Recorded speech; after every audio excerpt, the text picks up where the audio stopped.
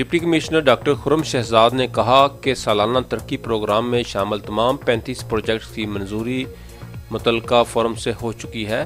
ان projects کی تکمیل پر 11 ارب روپے لاگت آئے گی۔ تمام محکمے جاری منصوبوں پر کام کی رفتار تیز کریں۔ ان خیالات کا اظہار انہوں نے جاری ترقیاتی منصوبوں بارے منعقدہ جائزہ اجلاس میں کیا۔ Deputy director development Jahangir but نے بریفنگ دی۔ ڈپٹی کمشنر خرم شہزاد نے کہا کہ محکمہ ہائی وے نئی تعمیر ہونے والی سڑکوں پر لائن مارکنگ اور کیٹ لائنز کی تنصیب یقینی بنائے۔